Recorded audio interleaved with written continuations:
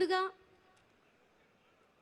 నిరంతరం ప్రజల మనిషిగా, ప్రజల కోసం పనిచేసే మనిషిగా, జనమే నేను, నేనే జనం అంటూ జన హృదయ నేతగా తెలుగు వారందరి గుండెల్లో చెరగని ముద్ర వేసుకున్న మన అన్న శ్రీ నందమూరి తారక రామారావు గారికి నా హృదయపూర్వక నమస్కారాలు తెలియజేసుకుంటున్నాను.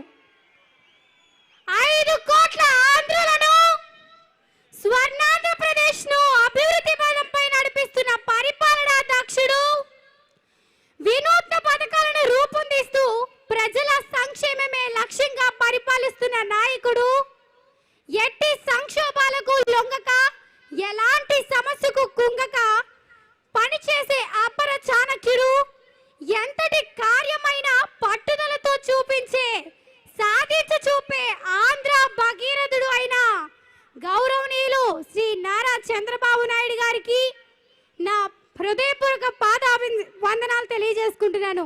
అదేవిధంగా నందమూరి వంశజుడు బాలకృష్ణ గారికి, అదేవిధంగా పంచాయతీ శాఖ మార్చులు మరియు ఐటీ శాఖ మార్చులు శ్రీ నారా లోకేష్ బాబు గారికి, ఆర్థిక శాఖ మార్చులు యనమల రామకృష్ణ గారికి, వేదిక మీద ఉన్నటువంటి వేదికను అలంకరించినటువంటి పెద్దలందరికీ పేరు పేరున హృదయపూర్వక పాదాభివందనాలు తెలియజేసుకుంటున్నాను. అదేవిధంగా 37వ మహానాడు కార్యక్రమాన్ని జయప్రదం చేసేందుకు ఇచ్చేసినటువంటి ప్రజానికానికి, నిరంతరం నిస్వార్థంగా ప్రజాభ్యున్నతి కోరే పాత్రికేయులకు, జనులందరి సమస్యల పరిష్కారానికి కష్టించి పనిచేసే జర్నలిస్టులకు అందరికీ నా నమస్కారాలు తెలియజేసుకుంటున్నాను. మాది తుమ్మపాల గ్రామం, అనకాపల్లి నియోజకవర్గం. నేను ఎన్టీఆర్ డిగ్రీ కాలేజ్లో ఇప్పుడు డిగ్రీ ఫస్ట్ ఇయర్ చదువుతున్నానండి. మరి నేను ఆంధ్రప్రదేశ్ రాష్ట్ర పరిస్థితులను, స్థితిగతులను, కేంద్రం మనకు చేసినటువంటి అన్యాయాన్ని, అందుకు చంద్రబాబు గారు కేంద్ర పెద్దలతో పోరాడుతున్నటువంటి విధానాన్ని ఒక కవిత రూపంలో తెలియజేస్తున్నానండి. తెలుగు పలుకులోని తేటతనం తెలియజేయి తెలుగు రాష్ట్రం, ఆదరాభిమానాలతో అందరినీ ఆకర్షించే అందాల రాష్ట్రం, మందార మకరంద మధుర సృష్టి మా ఆంధ్ర రాష్ట్రం. నాడు కుట్రపూరితంగా చేసిన విభజన 5 కోట్ల ఆంధ్రులకు కేంద్రం చేసిన ఆత్మ వంచన. మాటైనా అడగక ముక్కలు చేశారు, ప్రత్యేక హోదా ఇచ్చేమంటూ మభ్యపెట్టారు. 4 ఏళ్ల నిరీక్షణ చూసి కూడా నిట్టూరుస్తున్నారు. చెంబుడు నీళ్లు పిడికడు మట్టితో చెయ్యి దులుపుతున్నారు. నేడు రాష్ట్రం కన్నీరు పెడుతోంది, ఎన్నో కష్టాలు పడుతోంది. ఆగిపోయిన ఆంధ్ర అభివృద్ధి, ఎటు చూసినా అలుముకున్న ఆటంకాలు, నిధుల విషయంలో కేంద్రం చూపిస్తున్న మొండి చేయి, నిస్సహాయ స్థితిలో రాష్ట్ర నాయకులు. ఇక అభివృద్ధికి తావెక్కడుంది? కేంద్రం రాజనీతత్వానికి రుజువెక్కడుంది?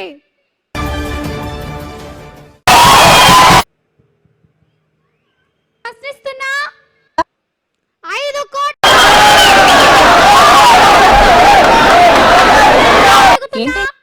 లోటు బడ్జెట్ తో రాష్ట్రం కుదేలవుతున్నా, అభివృద్ధికి ఆమడ దూరంలోనే మేము ఆగిపోతున్నా మీకేమీ పట్టడం లేదు.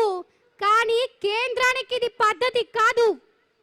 మా చంద్రన్న కాళ్ళరిగేలా తిరిగినా, నోరెరిగేలా చెప్పినా, ఓపికంతా పోయేంత వరకు పోరాడుతూనే ఉన్నా కాస్తైనా కనికరించకపోవడం మీ పక్షపాత పరిపాలనకు అడ్డుపడుతుంది.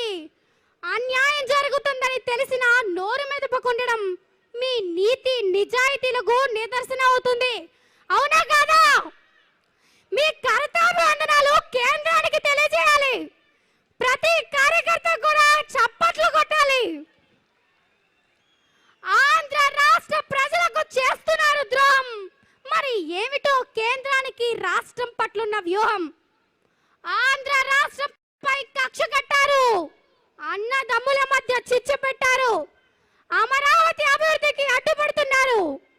ఒకే పదంపై పయనించండి, కేంద్రం కళ్ళు మీరు తెరిపించండి, జోష్తో జోరుగా సాగిరండి, మీలో తగ్గదని చాటి చెప్పండి. తల్లడిల్లుతోంది తెలుగు తల్లి మనసు, దానిని తీర్చడం మోడీ గారికే తెలుసు. ప్రత్యేక హోదా సాధించుకోవడమే మన ధ్యేయం. కేంద్రం అందించాలి మన చంద్రన్నకు సాయం. అవునా కాదా?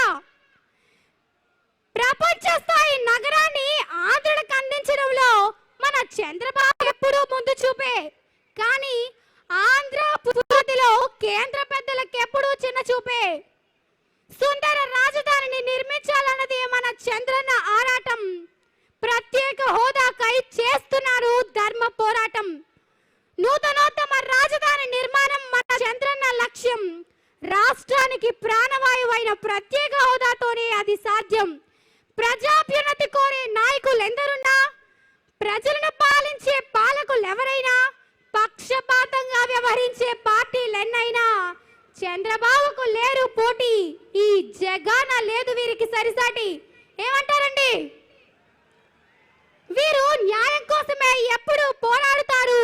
న్యాయ పరిపాలన ప్రజలకు అందిస్తారు. ప్రజల చిరునవ్వే తాను. హలో, ప్రతి పౌరుడు పట్టాలి సమ్మెబాట. మన రాష్ట్రాన్ని చేయాలి ఒక పూలతోట. థ్యాంక్ యూ సో మచ్ అండి. మరి నాకేంటి అవకాశం ఇచ్చినటువంటి చంద్రబాబు నాయుడు గారికి ప్రత్యేక ధన్యవాదాలు తెలియజేసుకుంటున్నాను. అన్ని దానాలలో విద్యాదానం గొప్పదంటారు. మరి అటువంటి విద్యాదానం నాకు ఎన్టీఆర్ ట్రస్ట్ ద్వారా చేస్తున్నటువంటి చంద్రబాబు నాయుడు గారికి, అదేవిధంగా ఎన్టీఆర్ ట్రస్ట్ తరఫున నాకు అన్ని విధాలుగా ప్రోత్సహిస్తున్నటువంటి ఫైనాన్స్ మేనేజర్ గోపి గారికి సభాముఖంగా ప్రత్యేక ధన్యవాదాలు తెలియజేసుకుంటున్నాను సార్. సార్, ఏ ఊరమ్మా మీది? ఎమ్మెల్యే మాది అనకాపల్లి నియోజకవర్గం తుమ్మపాల గ్రామం సార్. మీ నాన్న ఏం చేస్తారమ్మా? మా నాన్న రైతు బిడ్డను సార్. నేను రైతు బిడ్డను సార్. పార్టీలో ఏం చేస్తారమ్మా? పొజిషన్ ఏంటి? పార్టీ కార్యకర్త సార్. పార్టీ కార్యకర్త. ఇప్పుడు అమ్మాయిని చూశారు, హేమమాలని. ఒక రైతు కుటుంబం నుంచి వచ్చింది. ఎవరైతే తండ్రి మన పార్టీ కార్యకర్త, ఆయన చదివించలేడన్నప్పుడు పార్టీ బాధ్యత తీసుకొని ఈ అమ్మాయిని చదివించే బాధ్యత పార్టీ తీసుకున్నాం. నాకెంతో ఆనందం. తిరిగి ఆ అమ్మాయి బ్రహ్మాండంగా పార్టీ గురించి మాట్లాడుతూ ఉందంటే అది ఆ పార్టీకి ఉండే మన పార్టీ పట్ల అభిమానం. గట్టిగా చప్పట్లు కొట్టి ఆ అమ్మాయిని ఆశీర్వదించాలి, అభినందించాలి. ఏమ్మా, ఏం కావాలనుకుంటున్నాను? సార్, మీరు లాస్ట్ టైం విశాఖపట్నంలో జరిగినటువంటి మహానాడులో కూడా నేను ప్రతి సంవత్సరం మహానాడులో పాల్గొంటూ ఉంటాను సార్. కాకపోతే మీరు అక్కడ ఒక హక్కు కూడా నాకు ఇవ్వడం జరిగింది సార్. ప్రతి టీడీపీ మహానాడులో కూడా మాట్లాడే అవకాశం నాకు ఇచ్చారు మీరు. మరి అదే విషయం నేను అడుగుతుంటే స్టేజ్ మీదకి నువ్వు ఏ డెసిగ్నేషన్తో వెళ్తావమ్మా అని నన్ను ప్రశ్నిస్తూ ఉన్నారు సార్. మరి మీరు ఇచ్చిన హక్కుతోనే నేను మిమ్మల్ని అడుగుతూ ఉన్నాను. నాకంటూ ఈ టీడీపీ కుటుంబంలో ఒక డెసిగ్నేషన్ నాకంటూ ఇవ్వాలని నేను సభాముఖంగా మిమ్మల్ని వేడుకుంటూ ఉన్నాను సార్. నిన్ను పర్మనెంట్ ఇన్వైట్ చేస్తాము ఈ మీటింగ్. మహానాడికి permanent invite. Okay, thank you very much. Afterwards Hemamalini మహానాడికి శాశ్వత ఇన్వైట్గా వస్తుంది. ఎప్పటికప్పటికి ఇన్వైట్ చేస్తాం. లిస్టులో కూడా రాసుకోమంటున్నారు. తప్పకుండా పిలుస్తామమ్మా. అదే మరి తెలుగు విద్యార్థి కానీ ఎక్కడ పనిచేయాలన్నా పనిచేయి. నీకు స్వేచ్ఛ ఉంది. బాగా పనిచేసి పైకి రావాలని కోరుకుంటున్నానమ్మా. Thank you very much sir. Thank you. ఇప్పుడు ఒకసారి మన పార్టీ విధానాలు చూసినప్పుడు ఒక పక్క పార్టీ